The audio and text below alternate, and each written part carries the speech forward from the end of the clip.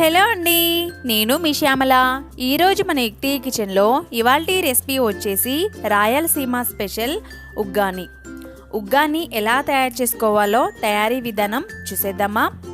Weight loss అవ్వాలనుకునే వారికి ఈ recipe అయితే చాలా ఉపయోగపడుతుందండి.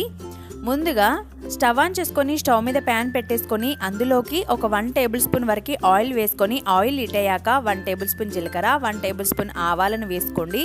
అలాగే ఒక 1 టేబుల్ స్పూన్ వరకు శనగపప్పుని కూడా వేసేసానండి. ఒక 3 టేబుల్ స్పూన్ల వరకు పల్లీలను వేసేసుకొని చక్కగా పల్లీలని ఆయిల్లో వేగనివ్వండి. ఈ విధంగా కలుపుతూ పల్లీలని కాస్త కలర్ చేంజ్ అయ్యేంత వరకు వేపుకోవాలండి. చూస్తున్నారు కదా.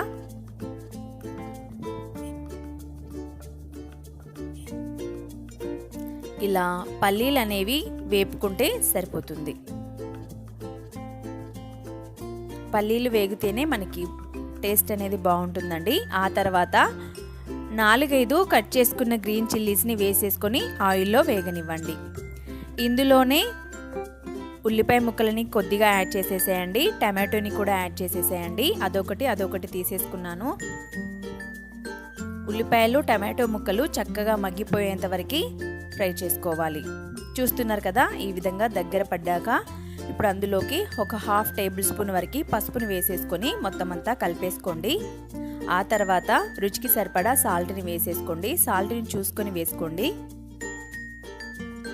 ఈ విధంగా సాల్ట్ వేసి మొత్తం అంతా కలుపుకున్న తర్వాత ఇప్పుడు మనం ఇందులోకి ముందుగానే తడిపిన బురుగులని వేసేసుకోవాలి. నేను వాటర్లో ఆల్రెడీ తడిపేసి తీసుకున్నానండి బురుగులని. ఇలా బురుగులని వేసేసిన తర్వాత మొత్తం అంతా కలిపేసేయండి. నేను వచ్చేసి ఒక 3 కప్పుల వరకు తీసుకున్నానండి.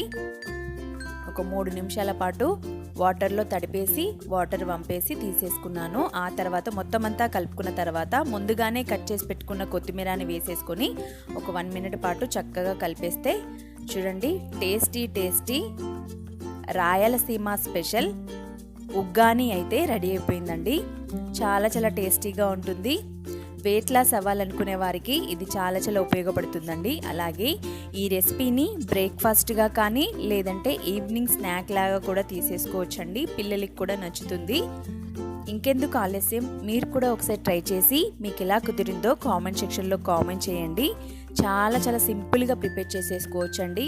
5 నిమిషాల్లో తయారైపోతుంది.